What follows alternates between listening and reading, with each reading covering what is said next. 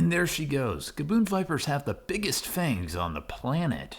Happy Halloween, says the Halloween Viper. What a beautiful red-spotted pit viper. Look at those incredible colors. King Cobra versus a python? Looks like the King Cobra won that one, folks. What is up, fellow humans? Today, we have a lot of fun planned. We're gonna be feeding all of our venomous snakes, well, a lot of our venomous snakes today, including our Taipans, Kraits, King Cobras, Gaboon Vipers, and Death Adders, and many, many more. So make sure you stay tuned. We are going to be feeding some of the most venomous and some of the most quickly striking snakes on the planet.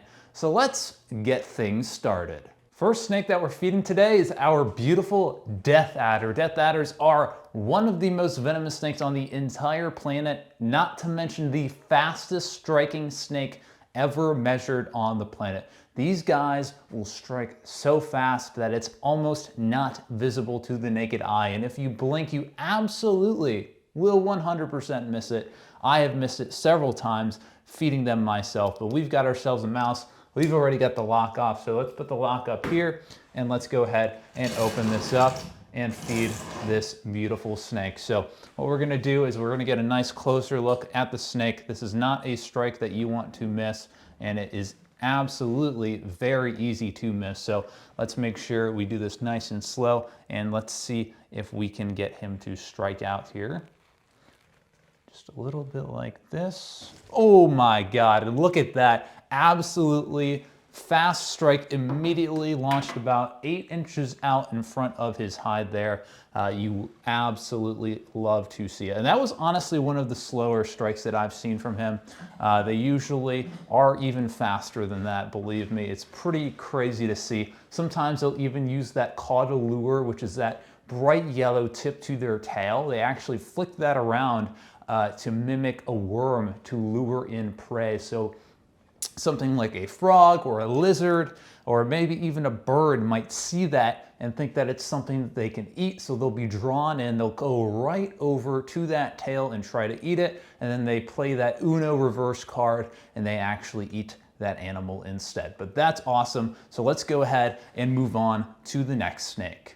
So here we are with our ball python all thawed out, because guess what? We're feeding Shelby, our beautiful Indonesian king cobra, next. These are snake-eating snakes, which is why we have a frozen thawed snake here. We want to keep our snakes on as close to the natural diet as is easily conceivable, which is why we are doing this. So let's go ahead and open this enclosure up. You can see our beautiful king cobra right here towards the glass. Let's slide this door open and let's try and draw her out a bit with this little ball python. She is actually about to shed as well.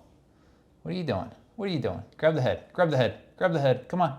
That's that's the middle. What are you doing? Oh, you had the head. Silly.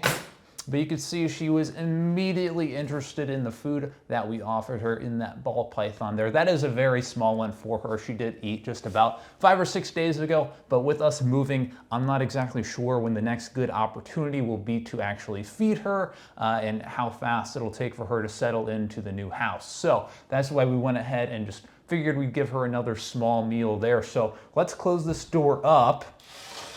And don't go anywhere, because we've still got some really cool snakes left to feed, including our red-headed Krait, endangered Mangshan Viper, Taipans, and many more. So how about we go ahead and feed the red-headed Krait next? Oh, she's almost at the head. She's almost at the head. You got it. Yes. And now she's going to start eating. Look at this. Look at this, folks. Oh, wow.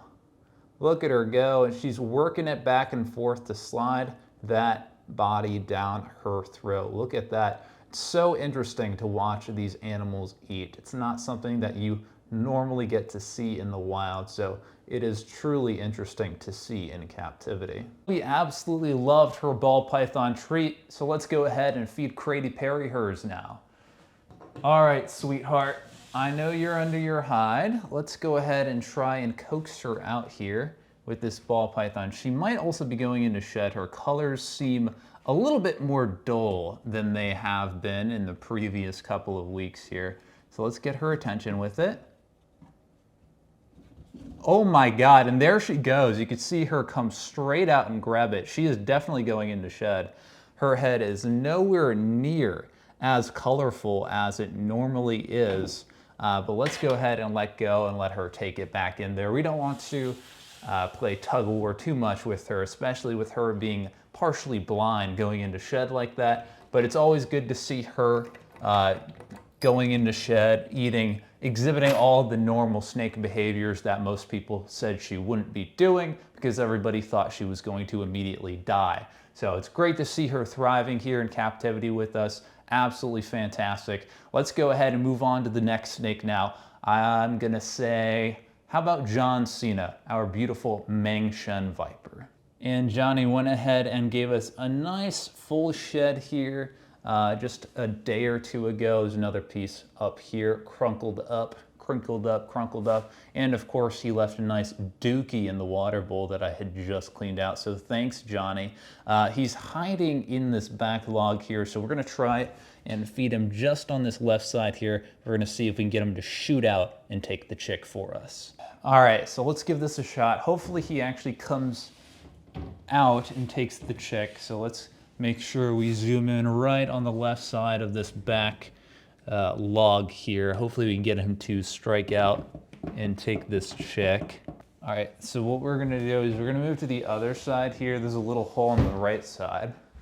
So let's try and wiggle it in here and see if we can get him to, oh wait, that's his head right there. That's literally that's why he didn't strike out. His head's all the way over here. Sir, respectfully, I'm gonna need you to take this chick. Oh, there we go. There you go, Johnny. You can kind of see him there. I know it's not the best view in the world since he's literally in that back log there, but you can get a little window to his head there. Let's go ahead and drop that, and I can get you a little bit of a closer look. Let's see if we can see him any better there. Not really. Yeah, it's really just tough to see him there, but super beautiful Mangshan Viper. You can see his eye there, which is nice as he has a hold on that chick. But good to see him eat, good to see him freshly shed, obviously, as well. Let's go ahead and feed another snake though. We're gonna feed our beautiful Boomslangs. So we're gonna start off down here with our female Boomslang that we have. And we're gonna see if we can get her to come out and eat off the tongs. Now, Boomslangs are usually pretty shy snakes when they're not quartered, in which case they become extremely defensive. So hopefully we can get her to eat off the tongs. I've been getting her to actually eat off the tongs way more consistently over the past month or two. So hopefully we can get her to come on out here and eat right off the tongs for you guys. Now she is coiled up in this little log here. So I'm gonna try and draw her attention. I'm gonna try and draw her out. Come on, sweetheart. Come on. Oh, oh, oh, oh, oh, there you go. And there she is. She actually didn't used to be black. Now, she is pretty much solid black at this point. When we first got her, she was more of a grayish brown. Boomslangs will, for whatever reason, turn completely black over time in captivity. We're not exactly sure why. We don't know if it's due to dietary changes or environmental changes or some aspect of natural sunlight that they're missing in captivity. I do provide them UVB and they still have become completely black. But still super, super cool snakes. You gotta love those massive eyes they have on the side of their heads. Absolutely stunning. And obviously, this is one of the most cringe snakes to get bit by on the planet. Their venom is no joke, incredibly toxic, very comparable in toxicity to the black mamba. They are number 1 and 2 in all of Africa in terms of venom toxicity. And their venom will make you bleed out of every hole in your body, quite literally. It's horrible, it's terrible. Oh yeah, and they are a rear fang species as well. One of only a handful of medically significant rear fang venomous snakes. So what that means is that these are actually colubrids. So they're in the same family as our garter snakes, hognose snakes, rat snakes, and racers. there are only a small handful of that grouping of snakes that are actually considered to be medically significant venomous snakes, with the two most notable ones being the boomslang and the African twig snake. So these are no joke. They are comparable to the black mamba. They are right up there in that conversation for the most toxic venomous snake in the entire continent of Africa. But I think they're really fun. So let's try and feed another one. The big male that we have does not ever eat off the tongs, so we're not going to show him. We're just going to throw it in there. He'll eat it off the floor when he feels like it. But the other male that we're going to hopefully breed with her this coming year, hopefully we can get him to eat. I'm not sure exactly where he is. I think he's maybe right under his log here. So let's try and feed him. And then we're going to move on to some other species of snake. We still got some taipans and some other really cool animals to feed later, so don't go anywhere. First non-venomous snake we're going to try feeding is our newer keeled rat snake, or giant keeled rat snake. We've had him for a few months now, and he's eating just fine, eating chicks. So let's try and see if we can get him to take any. He is our longest snake that we have. He's around 8.5 to 9 feet long. He is non-venomous. And he is super cool. Let's see if we can get him to come out here. He is a little bit shy, but he's coming. Oh, he's coming. Come here, buddy. And these guys remind me a lot of boomslangs and their defensive behaviors and their large eyes and their semi-arboreal nature. Come on. Come on. There you go, buddy. There you go. So he's a really, really cool snake, very impressive to hold and whatnot. He'll stand up tall, he'll growl. These snakes actually are able to make an audible growl, kind of like a king cobra. They are very specific in that it's not something that all snakes can do. Only a few snakes actually have that adaptation to make that audible growling sound that these guys do, which is super cool. So we're gonna throw a second chick in there for him, which he'll just take off the ground. And let's go ahead and feed an inland taipan. Now we're gonna feed our inland taipan, the most venomous snake on the entire planet. So this is Baggage Claim, our beautiful 2-year-old male inland taipan. These are known for being perhaps the friendliest and most easy to handle snakes on the entire planet. Pretty much anyone could safely keep one of these without dying, considering they've never killed anyone in the United States. I'm of course joking. I mean, they haven't killed anyone in the US, but these are terrible for most people to keep. They are highly venomous, highly dangerous, and should only be kept by professionals. Come on, Baggage Claim. Let's see if we can get him to come out here. Sometimes he's a little defensive and he won't eat off the tongs. So we're gonna see if we can get him to. Come on, buddy. There he is. There's his tongue. Maybe I should have dried it off. It is a bit wet. Here we go. Here we go, Baggage Claim. Come on. Oh, you're so slow. You're killing me. You're physically draining me right now. Oh, now he's in defensive mode. Now he's not going to eat. He's in defensive. You can see him breathing in and out super heavily like that. He's in defensive mode. He's almost certainly not going to eat. I will leave it there for him just in case he decides he wants to stop being so cringe. But unfortunately, he wants to be cringe today. So how about instead, we move on to something even more entertaining to watch eat.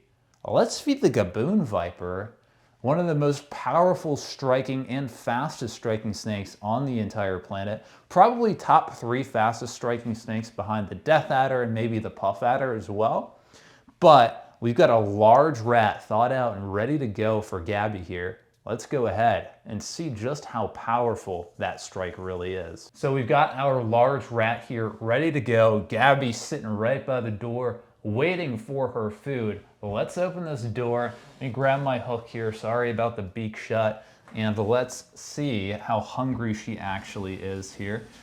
These are no joke. They're incredibly fast striking snakes, although they are normally pretty reluctant to actually bite unless they see food. She hasn't fully clocked yet. She'll do a slight head tilt when she sees and realizes that I've got food here for her. Soon as she realizes we should know, unless she does a nice surprise strike, which I'm starting to think she might here. Hello? Oh my God, and that was a fast strike right there, super powerful. She didn't even do the little subtle cues that she normally does right before she's ready to strike. So it just goes to show that they don't always telegraph their moves as much as they normally do. There is some variability there, so we do have to be careful. Even if you are well versed and well experienced at reading these animals' body motions, these body movements, these behaviors, you can still absolutely be surprised every once in a while. But you can see she's folded the large rat up in half there. She's got a really weird crotch shot on it right now. A really nice grip. I wonder if she'll let us see those massive fangs, because as you guys probably all know, these are the snakes with the longest fangs out of any snake on the entire planet, reaching massive, and I mean massive, lengths of up to 2 inches, right? We're talking huge, well above average sized. So if she's kind enough, she may let us see those, or she's just gonna sit there this entire time being okay. Next up, we have our Brazilian Lancehead. These guys, like most of the snakes in this video, are no joke at all. Probably one of the more dangerous vipers you can handle. I just unplugged its light. Are you kidding me? Are you kidding me? Can you, hey, don't eat your light, eh? That's mighty cringe of you. All right, let's open this up with the snake hook and maybe offer him a mouse for you. Take it. Take it. I'm gonna smack you in the face with it. You're gonna get head smacked. You're gonna get head smacked in 3, 2, 1. Head smack, head smack, head smack. Bah, bah. Got him. There we go. Head smack has never failed me. Sometimes all it takes with a stubborn snake is a little head smack to do the trick. What massive fangs you have. What massive fangs you have. Give us a stretch, huh? Give us a little fang stretch, please. Give us a stretch. Whoa, you can see the food moving down her body there. Look at that. That is super cool to watch. It's like she's swallowing a grapefruit. Fangs, yeah. Oh, that looked like she unstuck it from herself or something. You didn't bite yourself, did ya? Did ya?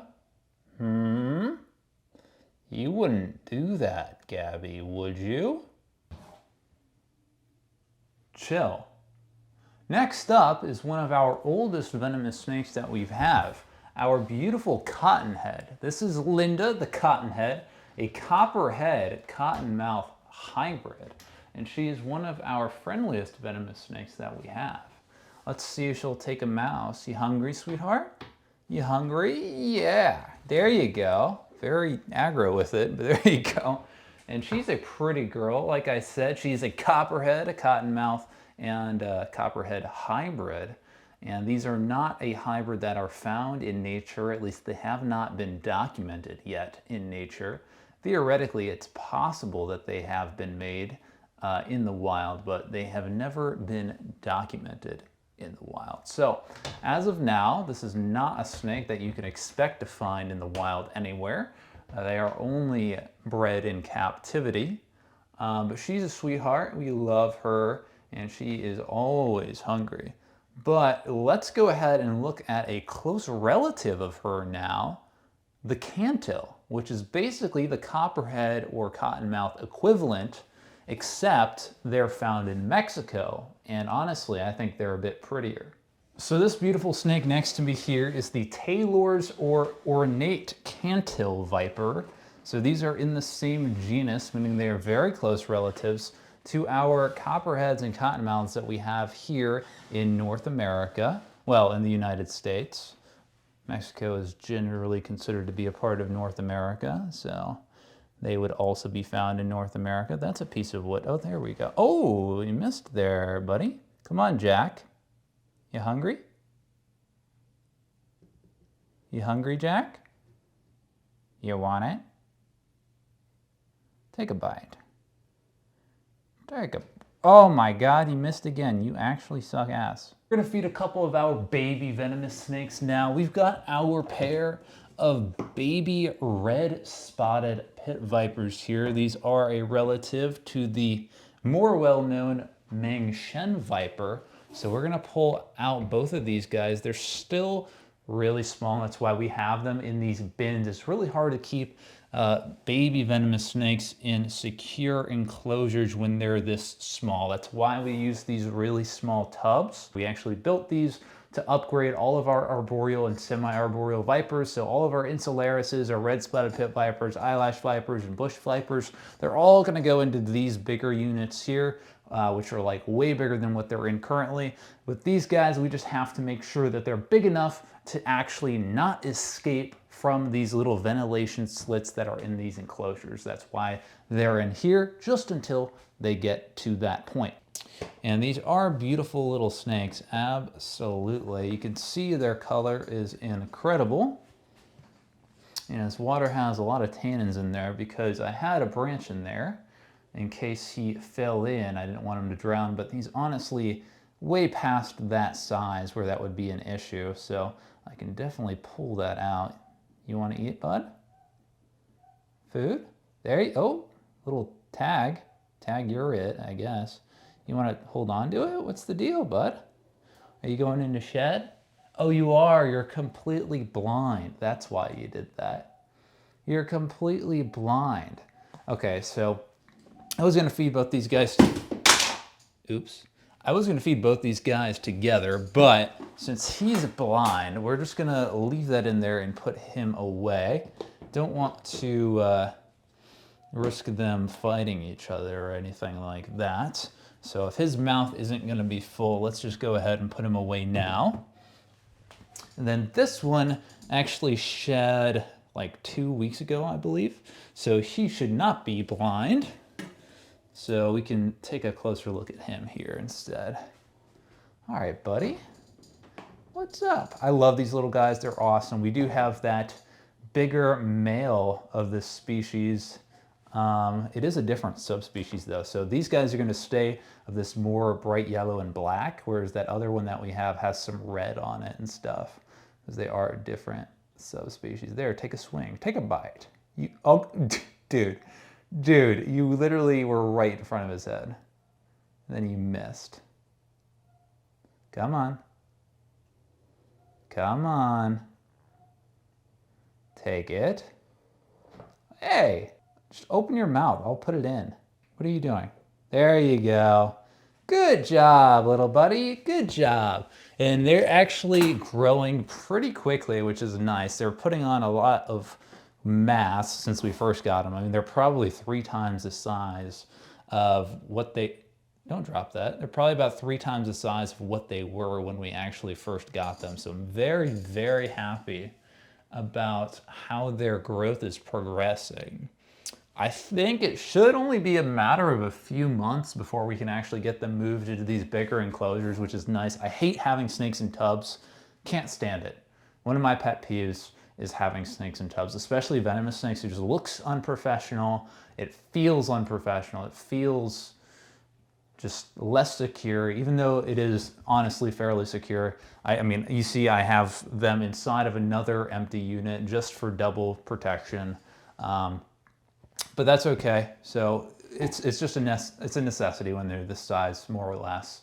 So we're gonna keep them in there for probably a few more months until I'm confident that they can't escape these ones, and then they'll get these nice massive upgrades, which is pretty awesome. I'm really excited to give them nice, hopefully more naturalistic looking enclosures, along with a bunch of my other snakes. So should be a lot of fun, and maybe, just maybe, we'll be able to breed these guys in the future. The last snake we're gonna do tonight is Lucifer. Things are gonna get a little bit hairy.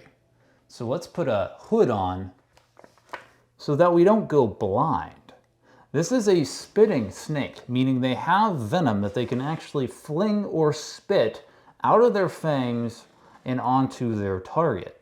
So what we're gonna do is we're gonna take a mouse here, And then we're gonna mosey on over to Lucifer's enclosure here. You'll notice his is the one with the fake skull inside. And you can see him there, just under his black hide peeking out. He knows it's feeding time. So he's a Rinkhals, which is basically a false spitting cobra. The false pertaining to the cobra, they are spitters. Which in this context, pretty much being the only one, that's a good, wait. No, it's just never a good thing. And hopefully he doesn't spit at us because I don't enjoy having venom on my person or anywhere around. Come on, Lucy.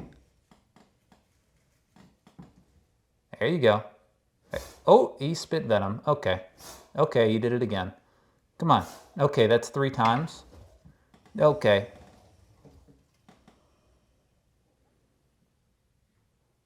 I hate spitters. Okay. Okay. Can you just... There. I'm just putting that there. You're being cringe. You're being very cringe. Okay, well, you know, sometimes snakes want to be weird and annoying. This is one of those times. We have a second one for him here since these are small. All right, there we go. He's got his 2. He'll eat those off the floor for sure. He always does. He usually takes them, but whatever, dude. Let's lock the door up now. Okay, Lucifer, I hate you too. Yes, I actually despise you with every fiber of my being, my friend. And okay. Well, that was a lot of fun. We didn't end up feeding absolutely everyone. Time was running a little short, so I'm going to do a few off camera, but I hope you guys enjoyed the video. Remember, if you want to see more reptile related content in the future, consider hitting that sub button. It really helps me out a ton.